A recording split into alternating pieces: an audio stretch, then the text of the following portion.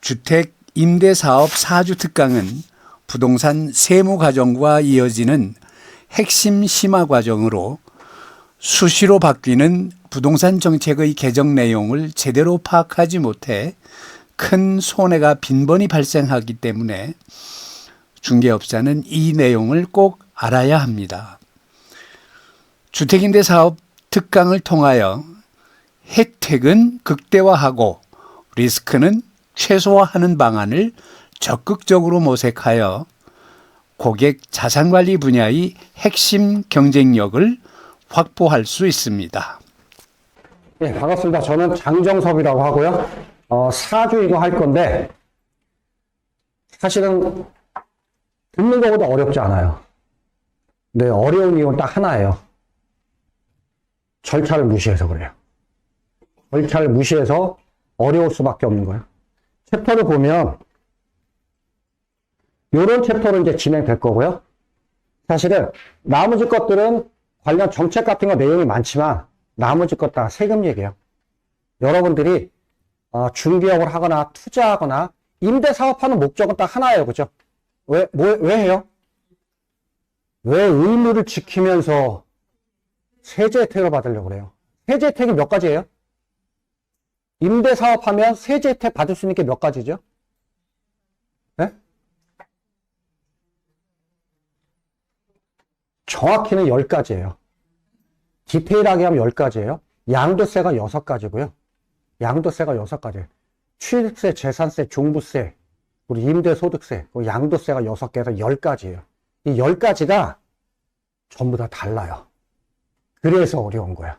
그래서 오늘 아마 여기까지도 못 나갈 거예요. 1장에서 할 건데 1장만 완벽하게 정리가 돼버리면 얘네들은 굉장히 쉬워요. 근데 얘가 정리가 안 되고 많은 사람들이 일로 바로 들어가요. 바로 들어가니까 두세 개 엉켜버리면 정신을 못 차려요. 그래서 임대사업 사주인데 제가 요거는 기억하세요. 그러면 하셔야 돼요. 하셔야 되고요. 그리고 제가 묶을 거예요. 세제 혜택이 10가지예요. 10가지가 면적요건, 가입요건 다 달라요. 그거를 묶어서 이해하셔야 돼요. 나중에 할 거지만 3개 묶을 거고 4개 묶을 거고 2개 묶을 거고 하나는 읽고 스킵해서 넘어갈 거예요. 그렇게 10개를 끝내야지 이해할 수 있어요. 종부세 혜택, 거주주택. 근데 실질적으로는 제일 먼저 묶을 3개가 제일 중요해요. 중개하는 분들 입장에서, 투자하는 분들 입장에서 속된 말로 취득세 혜택 보려고 등록한 사람들은 없어요. 재산세요? 이런 것도 없어요. 가장 큰 목적이 뭐였을까요? 등록한 사람들이. 양도세게요? 그 중에서요? 거주주택 비과세 등등 다주택 중과요. 이거와 견줄 수 있는 목적이 있어요. 또 뭘까요? 종부세요. 지금 얘기한 3개만 정확히 기억하셔도 임대사업 상담하거나 판단하는데 전혀 어렵지 않아요. 그 다음에는 혜택이 훨씬 더 커지는 조세특례 제한법이에요. 그래서 나중에 다주택 중과 거주주택 비과세 특례 그리고 종부세 합산 배치 3개 묶을 거예요. 그리고 조특법 97조 3, 4, 5, 96조 묶을 거고요. 그리고 취득세, 재산세 따로 할 거고 이렇게 묶어서 가셔야 돼요. 이게 묶지 않으면 갑자기 다주택 중과 얘기 나오다가 종부세를 건너뛰어버리면 그때부터 멍해져요. 멍해져요. 그래서 요 흐름으로 올 거지만 사실은 정말 중요한 건 4단원까지예요. 이거는 그냥 흘러가면서 교재 보셔도 설명하거나 판단하는 게 어렵지 않을 거예요. 정말 중요한 거는 1장이에요. 흘러온 정책. 이걸 모르면 왜 이렇게 됐는지를 몰라요. 그렇기 때문에 찾아볼 수도 없어요. 찾아볼 수도 없어요. 그래서 제가 중간에 요 정책의 요거 기억하세요. 그러면 키워드는 기억하셔야 돼요. 그러면 나중에 혼자 볼 때도 어렵지 않을 거예요. 아셨죠? 임대사업이 어려운 이유예요. 일단은 첫 번째 달라요. 다르다예요. 키워드는. 예전엔 정말 정신없었어요. 뭐가 다르냐면 임대사업의 등록 요건과 세제 혜택 요건은 달라요. 이걸 먼저 이해하셔야 돼요. 예를 들어서 어떤 사람이 55평짜리 아파트 있어요. 시세가 30억 한대요. 임대사업 등록 돼야 안 돼요? 돼야 안 돼요? 돼요. 등록은 돼요. 근데 혜택은 거의 없어요. 예전에는 이런 사람들 굉장히 많았어요. 굉장히 많았어요. 등록하려니까 등록했어요. 혜택은 하나도 없어요. 그러니까 등록했더니 혜택이 없네요. 그래서 폐업했어요. 폐업 돼요? 폐업도 안 돼요. 5% 지켜야 돼요? 지켜야 돼요. 그래서 이런 부분들이 굉장히 많아요. 그래서 제일 먼저 생각해야 될 게 등록 요건 그리고 세제 혜택 요건은 달라요. 이거부터 기억하셔야 돼요. 그래서 등록과 관련된 거 주로 최고 상위 기관이 어딜까요? 등록, 폐지, 행정부의 최고 상위 기관. 행안부, 등록과 관련된 건 국토부예요. 국토부가 최상위 기관이에요. 그럼 주무부서는 어디예요? 중요해요. 지자체예요. 지자체에서 업무를 보고 있고요. 그 상위 기관은 국토부예요. 우리가 국세 관련해서 양도세, 종부세, 임대소득세 관련해서 최고의 상위 기관은 어디예요? 사실 국세청은 하나의 부서라, 기획재정부가 하나의 제일 상위 기관이에요. 업무를 보는 게 국세청 세무서가 될 거고요. 지방세 있죠? 우리가 다룰 수 있는 지방세, 취득세, 재산세가 있을 거예요. 임대소득 관련해서. 최고 상위 기관 어디예요? 행안부예요. 업무 부서는 지자체예요. 이게 먼저 기억을 하셔야 돼요. 그래서 임대소득 관련된 세금을 왜 구청에 물어보냐고요. 임대소득 관련해서 막 물어봐서 구청에 물어봐요. 이러면 안 돼요. 그럼 구청에서 답을 줬거든요. 그거는 구청에서 답을 준 건 지방세 얘기예요. 국세는 몰라요. 왜 국세청에 전화해서 취득세 물어보냐고. 그래서 관할 부서를 알아야 돼요. 근데 똑같은 내용도 부서마다 해석이 달라. 이게 죽이는 거예요. 그래서 기본적으로 큰 틀을 볼 거예요. 등록에 관한 거와 세금에 관한 거, 그리고 세금도 국세와 지방세 의견이 다 다를 수 있다. 이게 먼저 출발해야 돼요. 그래서 다르다가 먼저고요. 두 번째, 용어의 정리가 안 돼요. 아주 간단한 거지만 용어의 정리가 안 돼요. 혹시 장기임대주택 있죠? 장기임대주택이 뭐예요? 장기임대주택이 뭐예요? 네? 어쨌든 제가 이렇게 물어보는 거는 맞으리라는 기대는 안 해요. 그러니까 편하게 얘기하시면 돼요. 장기임대주택이 뭐예요?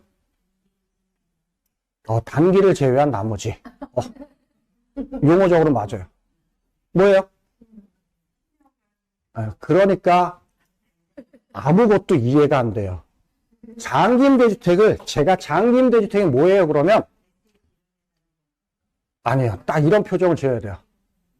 어떤 거 뭐? 이 얘기 나오면 첫 번째 수강생이 아니에요. 뭐 이렇게 나와야 돼요. 장기임대주택은 세법상 용어예요. 우리가 알고 있는 민트법상 용어가 아니에요. 장기임대주택은 세법상 용어예요. 근데 이거를 많은 사람들이 장기임대주택이 뭐야? 그럼 8년짜리, 10년짜리, 뭐 중공공이야. 이러니까 정리가 안 되는 거예요. 일단 나중에 할 거지만 용어 정리부터 해야 돼요.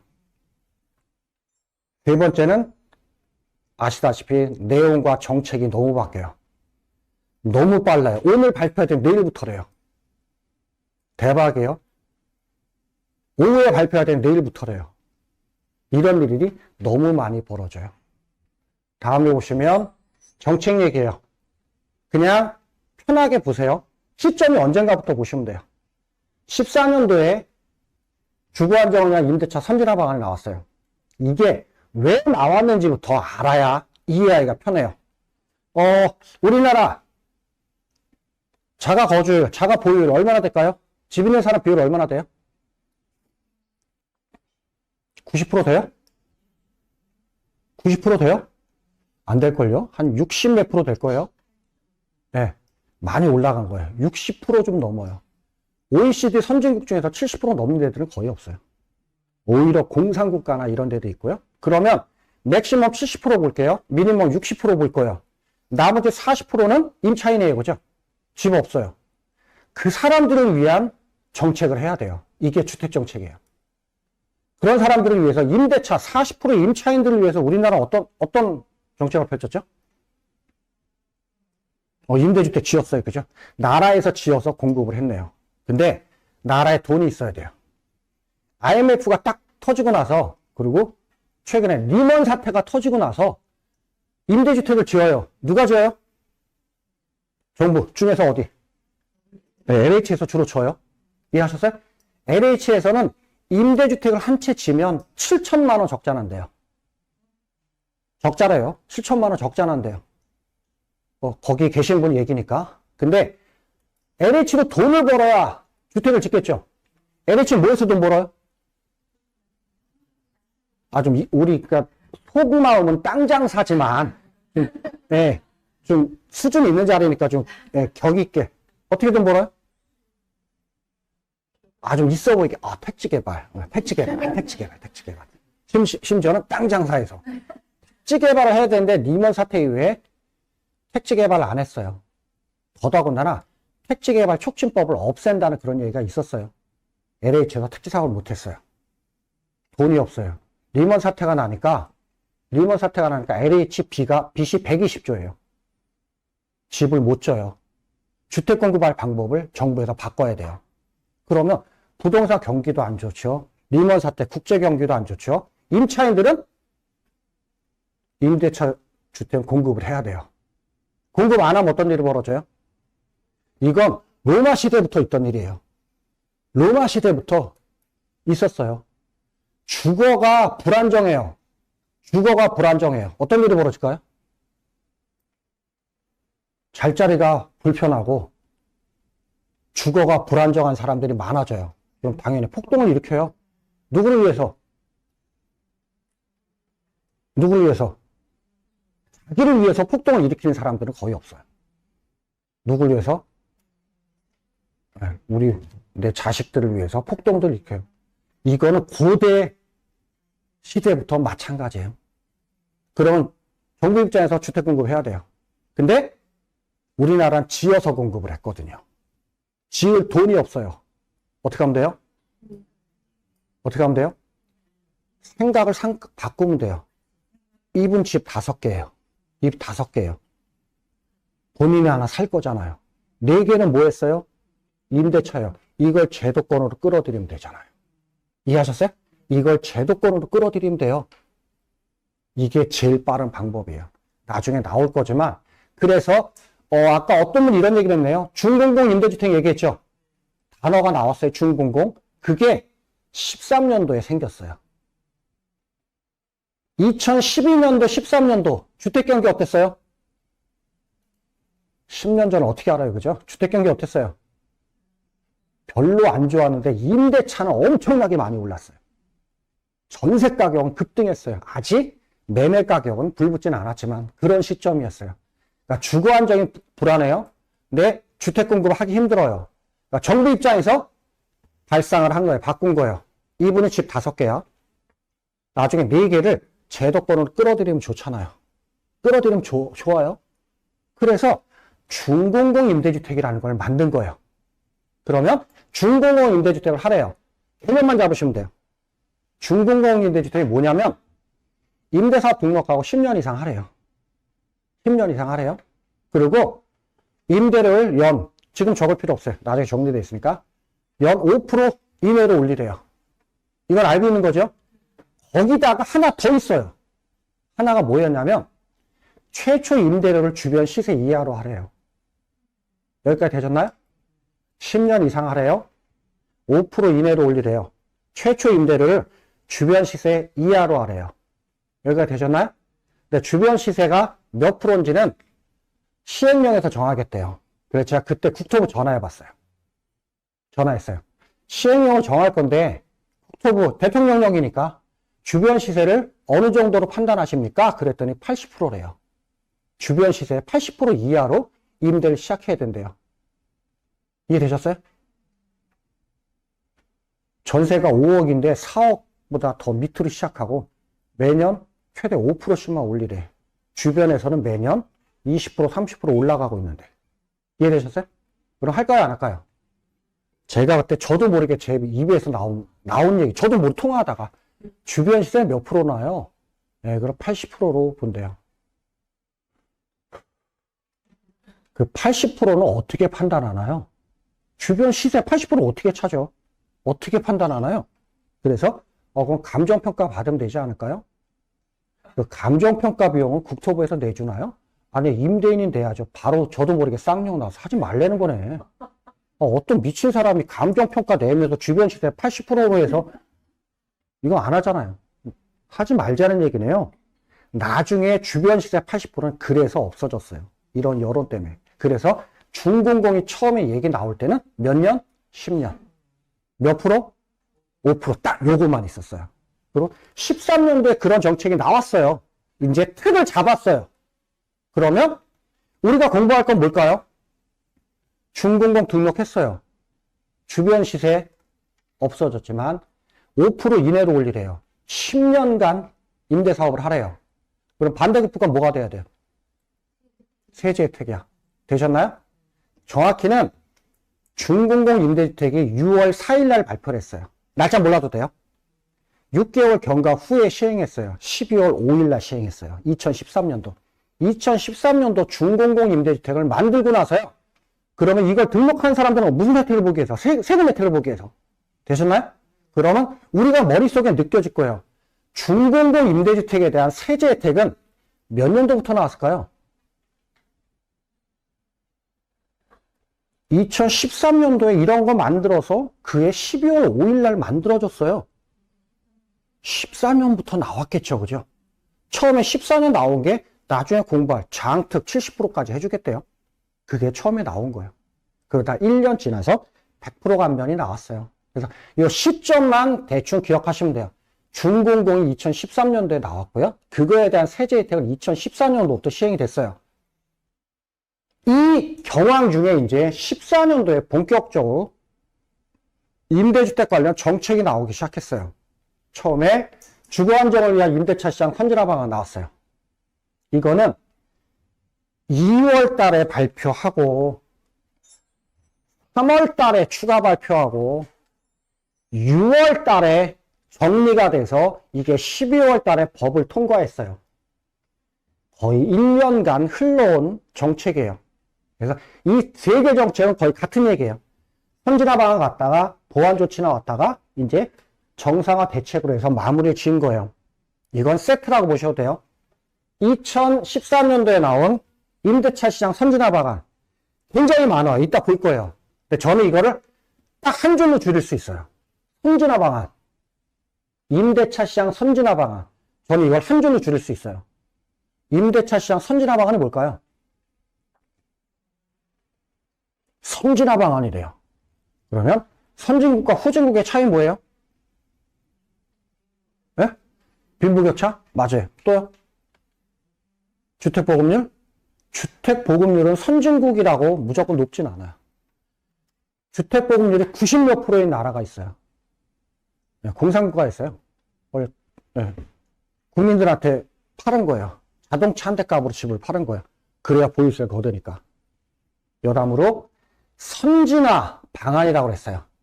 선진국과 후진국 차이는 선진국은 소득이 있으면 세금을 내야 돼요. 소득이 있으면 세금 내야 돼요. 소득 노출이 훨씬 더 크잖아요. 우리 80년대 때 세금 안 내는 사람 무지 많았어요. 국가에도 몰라. 근데 선진국이 될수록 시스템화가 되어 가니까 선진국과 후진국의 차이는 세금으로는 가장 큰 건 이거예요. 소득이 있으면 칼같이 세금을 내는 게 선진국이에요. 이해되셨나요? 선진화 방안을 전 한 줄로 줄이면 이거예요. 야, 주택 임대하고 있잖아요. 10년 전에 집 월세 받던 사람, 세금 낸 사람 별로 없어요. 그죠? 이제부터 걷겠다가 선진화 방안이에요. 주택임대 소득이 이제 세금을 거둘 거야가 선진화 방안이에요. 이해되셨어요? 분위기가 어땠을까요? 네, 살벌했어요. 그러니까 보완책이 계속 나온 거예요. 요 개념만 잡으시면 돼요. 선진화 방안 발표하면서 뭐 걷는데요? 세금 걷는데요. 여기까지만 기억하고 디테일한 건 나중에 볼 거고요. 그 다음에 활성화 방안 쭉쭉쭉 나왔어요. 지금 여기까지 나왔어요. 이 내용을 보면 흐름만 먼저 기억하면 이거는 임대사업을 독려하는 분위기예요. 그 대신에 정상적으로 세금 걷겠다는 얘기고요. 17년도 딱 제목에서 나오죠. 활성화 방안. 임대사업 하래요, 말래요? 하래요. 여기 이때 12월 3일 날 국토부 장관이 나와서 딱 발표를 하네요. 뭐라고 발표해요? 본인 사는 거 빼놓고 다 임대사업 등록해라, 혜택 줄 거니까. 활성화예요. 이해되셨나요? 활성화예요. 그래서 이때가 피크라고 보시면 돼요. 세제 혜택을 엄청나게 만들어서 줬어요. 그러다가 이제 바뀌었어요. 임대사업을 계속 해내요. 그러면 그 상태에서 주택가격이 안 올라가면 상관없어요. 근데 2017년도 계속 주택정책 하면서 임대사업자한테 혜택 줬어요. 이 사이에 주택가격은 떨어졌어요. 보합이에요? 올라갔어요? 올라갔어요. 왜 올라갔을까요? 그거의 하나의 이유가 뭐냐면, 하나의 이유가 임대사업을 등록해요. 못 팔아요. 못 팔죠? 물건이 없어. 물건이 없어. 제가 이때 정부에서 용역을 받아서 했어요. LH에서. 제가 용역 보고서를 적었거든요. 이때 용역이 뭐냐면, 그때, 국토부를, 청와대를 통해서 국토부를 통해서 LH까지 내려온 게 이거예요.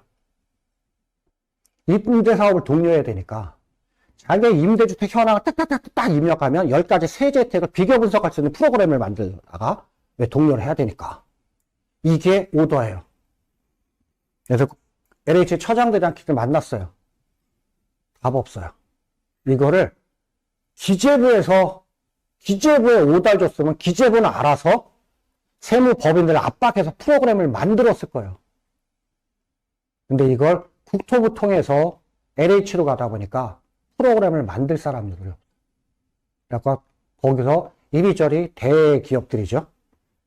세무회계법인들 컨택을 했나 봐요. 근데 문제는 뭐냐면 그 세무회계법인들은 뭐를 몰라요? 임대사업을 몰라요. 임대사업을 모르니까 등록 이걸 언제 공부하면서 프로그램을 만들어 못 만들죠.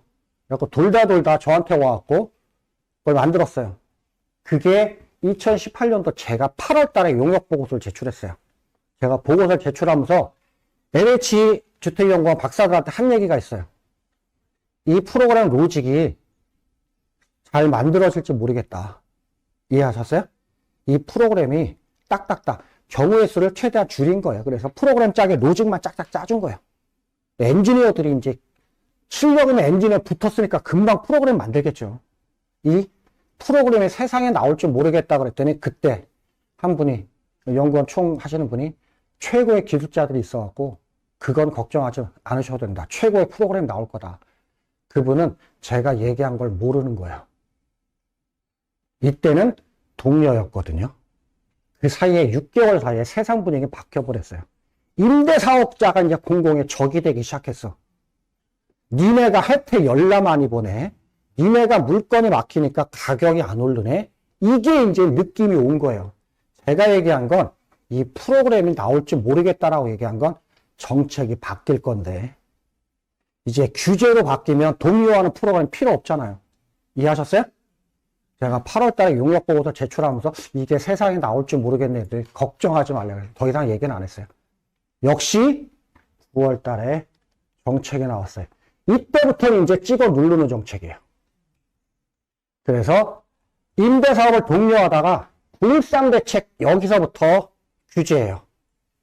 불상대책 1년에 한 번씩 17년, 18년, 19년, 20년 계속 찍어 누르는 정책이에요. 그러다 여기까지 찍어 눌렀네요. 이제 또 시장이 바뀌어버렸네요. 주택가격이 계속 떨어지네요. 그리고 미분양이 쌓이네요. 미분양이 쌓이면 정부 입장에선 임대사업 얘기가 바로 나와요. 왜 나올까요? 돈 있는 사람 미분양된 거 사서 임대사업 등록해주면 혜택 줄 거 하면 미분양이 해소가 돼버리니까. 우리나라 어느 정도 되면 미분양 어느 정도 되면 못 버틸까요? 7만 넘어간 적은 꽤 있어요. 이 사이에. 제 느낌에 15만 넘어가면 못 버틸 거예요. 근데 월요정 장관도 그랬어요. 지금까지는 버틸려고 되니까 좀 참겠다. 그러면 미분양이 많이 쌓여요. 그럼 제일 먼저 뭐부터 할까요? 무슨 정책부터 할까요? 네, 세제 완화. 뭐 할까요? 우리 세법 때 배웠던 거 조특법 만들겠죠. 조특법 만들겠죠. 5년간 양도세 감면, 이거 팔 때 비과세, 다른 거 팔 때 이거부터 만들겠죠. 그 다음에 임대사업을 독려할 거예요. 그래서 작년 연말에 21일 날 발표를 했어요. 뭘 발표했냐면 2013년도 경제 정책 방향을 잡으면서 이제 다시 임대사업을 등록할 수 있겠다라는 발표를 했어요. 그 다음에 아무 얘기 없어요. 왜 아무 얘기 없어요? 국회의원이 야당이 많아요. 그러다 보니까 아무것도 못하는 거야. 본격적으로 선거 끝나서 분위기가 바뀌면 여당에서도 하고 야당에서도 하고 진행할 거예요. 왜? 이거 이후에 나와야 되는데 온통 국회의원분들이 다른 거에만 관심 있다 보니까 할 일이 없어. 흐름은 흘러와야 돼요. 가장 중요한 건 뭐예요? 언제부터 규제예요? 2018년 9.13부터 규제다. 요것만 기억하시면 돼요. 여기서부터 이제 하나씩 요건이 붙을 거예요. 그러면 각각 페이지 키워드 잡으면서 한번 봐볼게요. 이거 자주 나올 거니까 아셔야 되고요. 얘도 하나 기억해야 되니까 아셔야 될 거고요.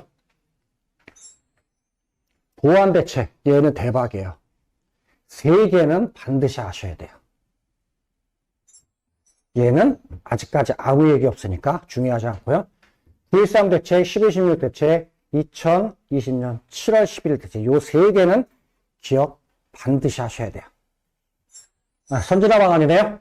12년도 2월달 그리고 3월달, 6월달 해서 그해 12월달에 국회를 통과해서 현재 이르렀어요. 첫 번째는 이거예요. 주택임대소득에 세금을 걷겠대요. 이해하셨어요? 세금을 걷겠대요. 근데 분리과세 그냥 2천만 원 기억하시면 돼요. 분리과세 2천만 원. 2천만 원 이하에 대해서는 분리과세를 하겠대요. 나중에 4주채 때 이런 얘기일까요? 종합과세, 분리과세, 분류과세를 구분할 건데 그냥 지금은 분리과세. 주택임대소득은 2천만 원 이하라고 생각하시면 돼요. 근데 주택임대소득이 2천만 원 이하이면 다른 소득과 짬뽕 안 하겠대요. 따로 띄어서 하겠대요. 이해하셨어요? 띄어서 하겠대요. 2천만 원 이하면. 제가 그때 국토부에 전화해봤어요. 또 이것 때문에. 2천만 원, 왜 2천만 원인가요? 2천만 원의 근거는 뭔가요? 그랬더니 거기 주무관 되신 분이 나이 드신 부부가 월 한 160만 원이면 생활할 수 있지 않을까요? 160만 원 했더니 2천만 원인 거야. 그 정도면 살 수 있지 않을까요? 살 수 있어요? 저 모르겠어요. 살 수 있는지. 그래서 이게 3천만 원이었으면 얘기가 반발이 없었을 거예요. 근데 우리 당 주제 관계없이 금융 분리과세도 전년도에 미리 2천만 원을 맞춰놨어요. 금융부터. 하여튼간에 2천만 원 이상인 경우에 종합과세하고 2천만 원 이하는 분리과세 하겠다. 이해하셨어요? 이 얘기 뭐예요? 세금을 이제 걷겠다는 얘기예요. 걷는 게 우선이에요. 분위기 어땠을까요? 살벌했어요. 누가 제일 반발이 심했을까요? 네? 1가구 1주택 노부부? 1가구 1주택들은 나중에 할 거지만 임대소득세 안 내요. 그 사람들 별 무리가 없어요. 누구 반발이 제일 심했을까요? 그쵸, 임대사업자죠. 임대사업자. 그때 주택임대사업자 내서 세금 내는 사람 거의 없었어요. 그 사람들은 반발이 없었어요. 이제부터 걷겠다였으니까. 제일 심한 사람들이 학교 앞에 KBS 9시 뉴스에 인터뷰를 했다니까요. 학교 앞에 나이 드신 부분들이 학생들 원룸으로 건물 하나인 거예요. 원룸이 6개래요. 6개래요. 6개. 월 30이니까 35만 원이래요. 그럼 6, 30, 한 200만 원 되잖아요. 그거 갖고 부부가 한번 사는 거야. 풍족해요? 풍족하지 못해요? 방학 때문에 애들 없잖아. 여름방학, 겨울방학 때 없잖아. 네, 그래서 반발이 굉장히 심했어요. 이것 때문에 3월달, 6월달까지 계속 가서 결론적으로 단일 세월 할 거야. 되셨나요? 이걸 기준으로 잡았고요. 그 다음에 보완 대책을 하면서 3년간은 세금 부과하지 않겠대요. 누구는? 분리과세는. 임대소득 2천만 원 이하는 그래서 3년간은 세금 걷지 않을게. 이걸로 마무리한 거예요. 이해되셨죠? 3년간은 임대사업 걷지 않겠대요. 그럼 몇 년간이에요? 2014, 2015, 2016년까지는 2천만 원 이하는 세금을 안 걷겠대요. 여기까지 되셨나요? 그러면 원칙적으로는 2017년도부터 거들라고 그랬어요. 본격적으로. 분위기는 그랬어요. 근데 거둘 수 있는 상황이 안 돼버렸어요. 걷고 싶었을 거예요. 정부 입장에서. 근데 16년도에 이상한 일이 벌어졌어요. 무슨 일이 있었나요? 이상하게 공터에 사람들이 몰려요.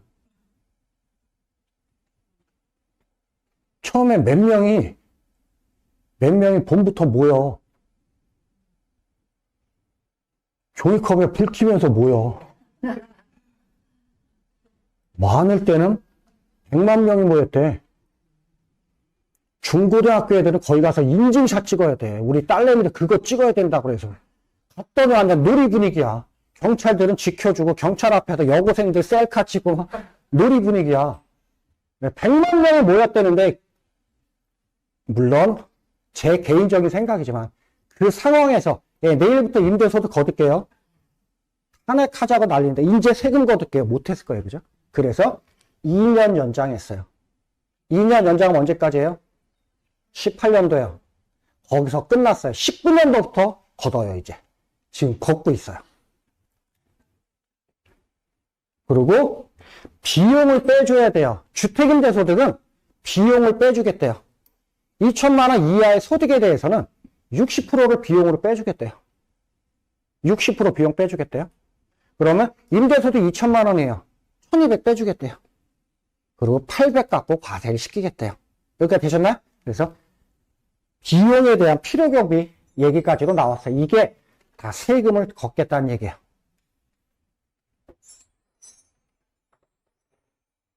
그 다음에 하나, 기본공제 개념으로 주택임대소득이 2천만 원 이하인 사람이 다른 소득도 2천만 원 이하면 또 400을 또 빼주겠대요. 기본공제 개념으로 빼주겠대요. 다섯 번째는 이런 경우도 있어요.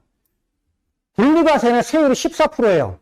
지방소득세가 15.4%예요. 이분은 다른 소득이 없어요. 다른 소득이 없네요. 주택임대소득뿐이 없어요. 주택임대소득이 2천만 원 있대요. 그러면 60% 빼주네요. 800 남았네요. 400 빼주네요. 400 남았어요. 이해하셨나요? 그러면 400만 원 세금 내야 되는데 몇 프로 내야 돼요? 14%. 이거를 400이 종합소득세로 하면 세율이 어떻게 돼요? 6%잖아요. 이해하셨어요? 그러면 14%를 내든가 종합소득세 세율을 내든가 선택적으로 하라는 얘기예요. 그래서 그냥 14% 단일 세율을 내든가 아니면 누진 세율을 내든가. 이해하셨죠? 종합소득세 누진 세율을 내든가. 근데 그때 누진이 42%였는데 지금 몇 프로예요? 45%까지 됐죠? 그렇지만 어쨌든 6%의 범위이기 때문에 6% 낼 거냐 14% 낼 거냐 선택하라는 얘기예요. 마지막에 여섯 번째, 사업자 등록은 안 내도 된대요. 분리과세 2천만 원 이하인 사람은 사업자 등록 안 내도 된대요. 사업자 등록 안 내도 된대요. 그래서 18년도까지 사업자 등록 내지 말래요. 안 내도 된대요. 분리과세자들은. 사업자 등록 왜 민감할까요? 건강보험 때문에 그래요. 건강보험 때문에 그래요. 그러면 이 사람 사업자 등록 안 냈어요. 주택임대소득으로 월 500을 받고 50을 받고 있어요. 이 사람 사업자예요, 아니에요? 사업자예요. 사업자 등록은 안 내도 돼요. 이해하셨어요? 네, 그 개념이에요. 근데 사업자 등록을 내면 소득이 발생하면 건강보험이 바로 나와요. 그것 때문에 민감하니까 사업자 등록은 안 내도 된다는 얘기예요. 그러면 이때 당시로 잠깐 돌아가 볼까요? 지금도 똑같은데 어떤 사람 월세 소득이 50만 원 있어요. 주택임대 소득이. 그러면 1년에 얼마예요? 600인가요? 좀 더 높일게요. 월세 100만 원 있어요. 1200이에요. 사업자 등록 안 내도 된대요. 그래서 안 냈어요. 이해하셨어요? 이 사람 건강보험에 소득이 잡혀요, 안 잡혀요? 잡혀요, 안 잡혀요? 네, 잡혀요. 잡혀요. 건강보험공단에 전화했어요. 월세 100만 원인데요. 건강보험 올라가요, 안 올라가요? 그럼 올라갑니다. 당연해요. 이해하셨어요? 근데 정부에서 발표할 때는 건강보험 상관없다고 그랬어요. 이유가 뭘까요? 두 기관의 의견은 같아요. 건강보험에서는 사업소득이 있으면 무조건 잡혀요. 근데 국세청에서는 분류과세인 경우 건강보험에 영향을 미치지 않겠대요. 그럼 건강보험 공단의 업무 내용이에요. 공단에 이 사람이 사업소득이 있는지 없는지를 공단에서 조사해서 확인할 수 있어요, 없어요? 못해. 공단에서 확인을 못해. 그 자료 어디서 받아야 돼? 국세청에서 받아야 돼. 근데 국세청이 사업자가 아니잖아. 그러니까 자료가 안 넘어가지. 그러니까 둘 다 맞는 얘기야. 국세청에 물으면 그거 상관없어요. 보험공단에 물으면 상관이 있어요. 그 사람들 의견이니까 결과적으로 넘어가질 않아요. 넘어가질 않아. 여기까지 내용이고요. 이제 요 한 페이지를 얘기를 할 거예요. 사실은 이걸로 1시간 이상 강의를 할 거예요. 이게 이해가 되면 다 이해가 돼요. 그 다음에 뒤이어서 정책도 나오는데 처음에 선진화 방안 한 다음에 이걸 해야 돼요. 그래야 이해할 수가 있어요. 이제 교재 보시면 왼쪽은 임대주택법이에요. 되셨나요? 오른쪽은요? 민간임대주택이랑 특별법이에요. 그래서 제가 강의하면서 나중에 물어볼 때 왼쪽, 오른쪽으로 표현할게요. 왼쪽 하면 이거예요. 오른쪽 하면 이거예요. 이해되셨나요? 왼쪽 임대주택법, 오른쪽 민간임대주택 특별법. 되셨나요? 그러면 너무 기니까 민특법이라고 표현할 거고요. 그럼 다시 지우고 여기로 갈 거예요. 임대주택법이라는 게 있었어요. 오래전부터 있었으니까 언제부터인지 고민하지 않으셔도 돼요. 이거 이전엔 임대주택 촉진법이 있었는데 무시하고 임대주택법이 있었어요. 이거는 머릿속에 뭐 생각하시면 되냐면 LH에서 그리고 SH에서 공급하는 그 임대주택 생각하시면 돼요. 임대주택법에는 내용이 공공임대주택 관련된 게 95%예요. 우리가 알고 있는 민간임대주택에 관한 얘기는 여기 거의 없어요. 여러분들 공공임대가 관심 있어요? 민간임대가 관심 있어요? 네, 공공은 LH에 물어보세요. LH에 물어보시면 돼요. 우리는 민간을 배우려고 한 거고요. 그러다 보니까 예전에 이런 법은 관심이 없었어요. 왜? 다 공공 얘기니까. 적지 말고 편하게 할게요. 임대주택법에는 원래 임대주택이라는 것뿐이 없었어요. 이거 하나뿐이 없었어요. 그냥 임대주택이라 하나 있었어요. 등록 요건은 어떻게 돼요? 없어요. 등록 요건은 없어요. 가액 요건, 면적 요건이 없어요. 보통 요건이라고 하면 면적이나 가액이 될 거예요. 요건 없어요. 몇 년 하래요? 5년 하래요. 옛날에 3년이었는데 이거 무시하시고요. 그냥 5년으로 기억하세요. 2005년도 전에 등록한 사람은 3년. 2005년도 9월 16일부터 5년. 벌써 20년 얘기예요. 무시하지 마시고 그냥 5년만 기억하시면 돼요.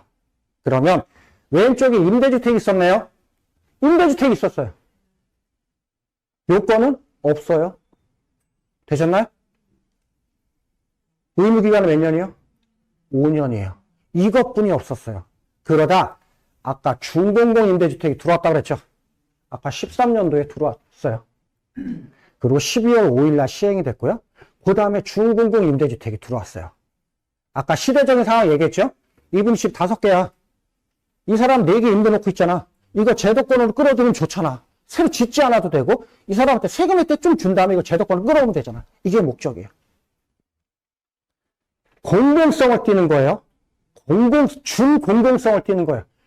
큰 거는 안 된대요. 뭐만? 85제곱미터 이하만. 이해되셨어요? 공공성을 띠는 거나 큰 거는 필요 없대요. 국민주택 규모만 등록하래요. 의무기간 몇 년이래요? 10년이래요. 이해하셨어요? 그리고 나중에 나올 거지만 오피스텔이 들어온 게 2013년도에 들어왔어요. 이거 중요하지 않아요. 오피스텔은 신경 쓰지 마시고요.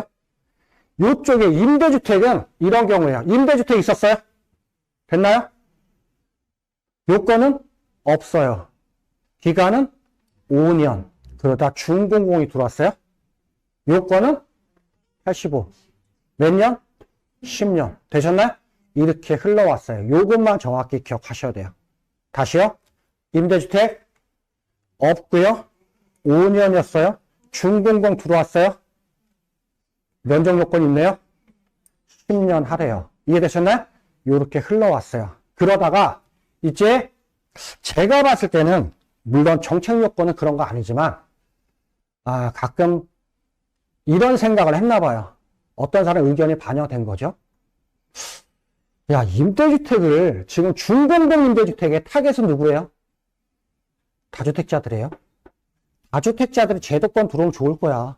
요 생각을 하고 있었어요. 근데 어떤 사람이 더 발전을 했나 봐요. 야, 현대에서 임대주택 2000세대를 지어서 임대사업 해주면 얼마나 좋을까? 그죠? 대림에서 2000세대 지으면 얼마나 좋을까? LH에서 짓던 걸 대기업에서 지어서 임대사업을 해주면 얼마나 좋을까라는 생각을 했나 봐요. 그래서 그런 제도가 생기기 시작했어요. 그 주택은 브랜드명도 있어요. 브랜드를 가진 임대주택이 탄생하기 시작했어요. 혹시 브랜드 아세요? 대림에서 지은 거. 어디요? 인천이에요. 예? 이래 쪽에 있는. 이래요? 1호는 그 도화 오거리예요, 인천. 2700세 대림에서 지은 거. 연상을 해보세요. 대기업이 지었으면 좋겠어요. 그 1호 사업지는 2700세대 인천 도화 오거리에 있어요. 저 모델에서 가봤어요. 그냥 민영이랑 똑같아요. 주변 시세보다 훨씬 싸게 임대주택 공급하겠대요. 대림이 지어서.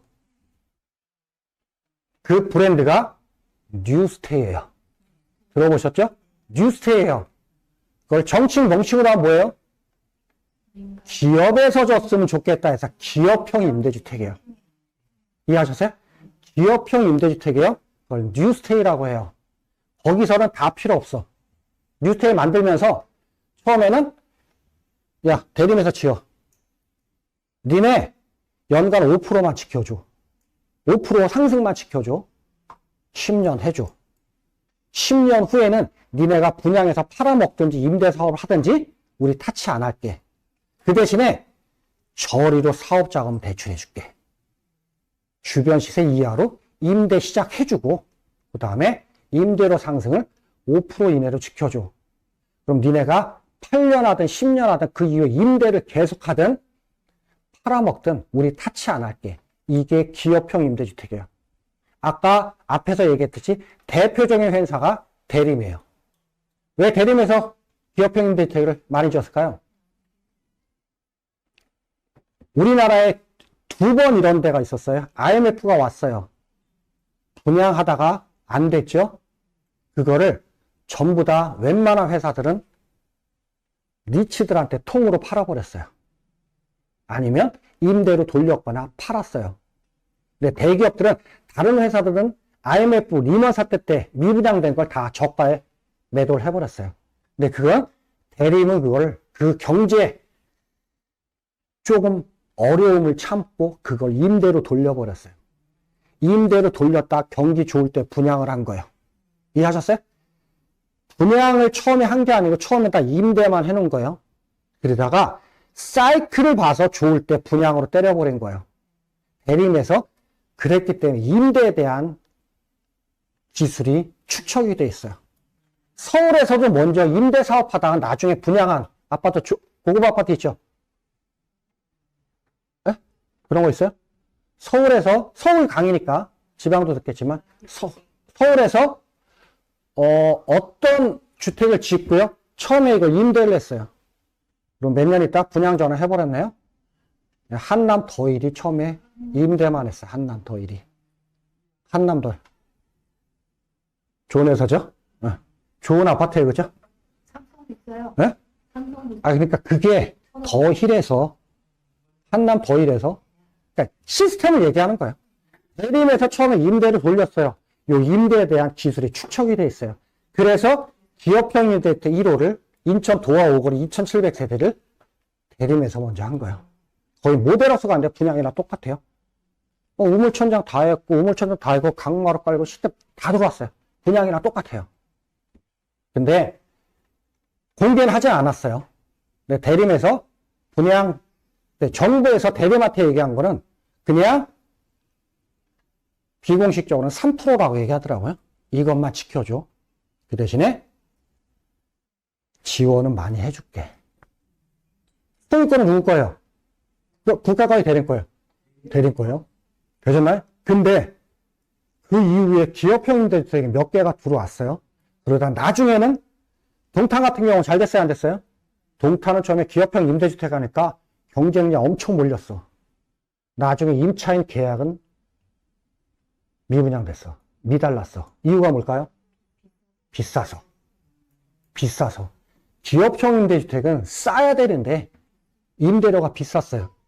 그러면 인천 도화오거리 대리는 쌌거든요. 동탄은 비쌌어요. 이유가 뭘까요?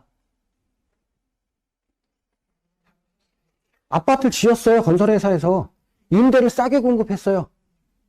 그러면 몇 가지 이유가 있지만 첫 번째, 공사비는 줄이는데 한계가 있어요. 그죠? 대림에서 마감 잘했다니까 고급스럽게 잘 들어왔어요. 공사비는 못 줄였을 거예요. 그럼 뭐를 줄였을까요? 땅 매입을 싸게 했겠죠. 땅 매입을 싸게 했어요. 할 말은 아니지만 초창기 기업형 임대주택은 박근혜 정부의 주택 정책이에요. 잘 돼야 돼, 안 돼야 돼요? 잘 돼야지. 그래서 처음에 기업형 임대주택 자리는 국공유지 땅들이에요. 이해하셨어요? 인천 도시개발공사 땅이에요. 그러니까 청와대에서 인천 도시개발공사 전화했겠죠. 야, 싸게 팔어, 씨. 그러면, 싫어, 그럼 어떻게 돼? 공사 자르면 되겠잖아. 다른 애 내려오면 되잖아. 근데 동탄은 민간 택지잖아. 안 되잖아, 그게. 그러니까 실패할 수밖에 없었던 거야. 하여튼 간에 기업형 임대주택 들어왔어요. 중공공 임대주택이었다가 그러면 여기서 이제 키워드가 나오는 거예요. 기업형 임대주택을 하고 싶어요. 중공공, 이 사람 5개, 이분 5개 중에서 4개 임대는 성에 안 차. 기업에서 해줬으면 좋겠지, 몇천 세대. 그러면 그걸 해야 되는데 이 법에서는 한계가 있어. 이 법은 다 공공이거든. 근데 민간으로 하기는 한계가 있어. 그래서 이 법이 이제 찢어져요. 찢어져요. 기업형 임대주택 때문에 찢어진 거예요. 언제 찢어졌어요? 이때 찢어져요. 요 날짜는 대충 기억하셔야 돼요. 요때쯤 찢어졌다. 그래서 찢어져서 2개로 나눠져요. 제목만 들으면 알아요. 민간 임대주택하는 특별법. 우리가 관심 있는 민간 임대주택에 대한 얘기구나. 공동주택 특별법. 느낌 오시죠? 누가 제일 관심 있어요? LH, 공공임대주택 짓는 거. 뭐, 5년짜리, 30년짜리, 50년짜리 짓는 거. 우리 관심 있어요? 없어요? 없어. 이거는 관심 없어요. 그래서 민간 임대주택 하나 특별법 얘기만 할 거고요. 여기 보면, 이제, 분법이 되면서 제가 아까 용어를 정리 잘해야 된다고 그랬어요. 임대주택이 단기 임대주택으로 바뀌었어요. 용어가. 이해하셨어요? 임대주택이 단기 임대주택으로 왔어요. 등록 요건은 없어요. 따로 없어요. 몇 년 아래요? 4년으로 바뀌었어요. 다시요. 임대주택이 요건 없다가 5년인 게 단기 임대주택으로 바뀌면서 임대 요건은 없고요. 4년으로 바뀌었어요. 되셨나요? 중공공이 일로 넘어와서 그냥 중공공 이름이 같이 했어요. 요건은 없어졌어요. 뭐가 없어졌어요? 면적 요건이 없어졌어요. 오피스텔은 주니까 면적 요건은 존재하는 거고요. 중공공이 처음에 85였어요. 넘어오면서 면적 요건이 없어졌어요. 이해되셨나요? 그리고 몇 년으로 바뀌었어요? 8년으로 바뀌었어요. 그리고 기업형 임대주택이라는 게 새로 생겼어요. 뉴스테이네요. 기업형 임대주택 생겼어요? 요건은 역시 없어요. 몇 년 하래요? 8년 하래요. 기업형 임대주택 때문에 분법됐다고 보셔도 상관없어요. 여기까지 되셨나요? 여기서 끝냈어야 됐었어요. 여기서 끝냈으면 우리가 용어 정리하는 게 전혀 어렵지 않았어요. 그러다가 여기까지만 정리할게요. 왼쪽에 임대주택 있네요. 요건 없어요. 몇 년 하래요? 5년 하래요. 기업형 임대주택이 생겼네요. 요건 있어요. 몇 년 하래요? 10년 하래요. 그러다가 15년 12월 29일 날 분법이 됐어요. 임대주택이 뭐로 바뀌었어요? 단기임대. 없고요. 4년 바뀌었어요. 기업형 임대주택 요건이 없어졌고 8년 됐고요.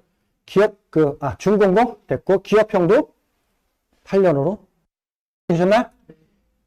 요게 이해가 돼요. 그래서 용어 임대주택 그럼 왼쪽 단기 임대주택 오른쪽 기업형 임대주택 오른쪽 중공공 임대주택 양쪽 이게 돼야 세제 혜택을 연결할 수 있어요. 이해되셨나요? 여기까지 반드시 하셔야 되고요. 제가 얘기한 게 여기서 끝냈어야 됐었어요. 근데 얘네들 용어를 바꿔버렸어요. 이게 죽이는 거예요. 용어가 변경됐어요. 18년도에. 그래서 이렇게 바뀌었어요. 지금은 단기 임대주택, 단기 민간 임대주택이고요. 얘 놔뒀어야 됐었어요. 중공공을 장기 일반 민간 임대주택이에요. 기업형 임대주택은 공공지원 민간 임대주택이에요. 지금이 이 용어예요. 그래서 여러분들이 알고 있는 중공공 임대주택 그거는 장기 임대주택이 아니고요. 장기 일반 민간 임대주택이에요. 그리고 장기 임대주택은 세법상 용어예요. 민트법상 용어는 장기 임대주택이 아니고 장기 일반 민간 임대주택이에요. 용어가 달라요. 이해되셨어요? 제가 이거 시행령 입법여고 했을 때 제가 국토부에서 전화했었어요. 입법여고. 제가 개인적인 의견이지만 여기에 장기는 안 들어갔으면 좋겠다. 연구한 학자로서 장기장을 여기 안 넣었으면 좋겠다. 이거 넣는 순간에 이렇게 길게 얘기 안 할 거고 이거 다 뭐로 표현할까요? 이거 장기 임대주택이라고 얘기할 거고 세법상 장기 임대주택이 있는데 민트법상 장기 임대주택이 엉켜버리면 이때부터 끝났다. 이때부터 정신 못 차릴 거기 때문에 여기다 인간적으로 장기장 안 넣어줬으면 좋겠다. 제 의견만 했어요. 네? 늦었지. 이렇게 공포를 해버렸어요. 그러다 보니까 이제 잘해야 돼요. 장기 임대주택은 세법상 용어예요. 민트법상 용어는 뭐예요? 장기 일반 민간 임대주택이에요. 되셨나요? 그래서 제가 강의할 때는 이렇게 표현도 하지만 헷갈릴까봐 이거로 얘기할 수도 있어요. 그럼 중공공 그러면 여기 이렇게 됐다 이렇게 됐다 머릿속에 연상이 되셔야 돼요. 그래서 이거랑 장기 임대주택이랑 엉켜버리면 이제 끝난 거예요. 결론적으로 저로서는 너무 좋아요. 대구에서 세법 수업을 했어요. 세무사분이 왔어요. 부부가 왔는데 남편이 세무사래요. 세법 수업하는데 한 3주차 되는데 교수님 질문 있어요? 그래요. 올라갔는데 물어보는 거예요. 서류지 이만큼 있고 물어보는 거야. 교수님 이게 장기 임대주택인데요. 장기 임대주택인데요. 장기 임대주택인데요. 나 거기서부터 의심스러워. 그게 얘를 얘기하는지 세법을 얘기하는 건지. 한숨씩 이거 장기 임대주택이 맞아. 그거 맞대요. 그럼 인정. 맞다고 전제. 이렇게 해야 되는데요. 이게 어떻게 될까요? 이렇게 돼서. 그렇죠.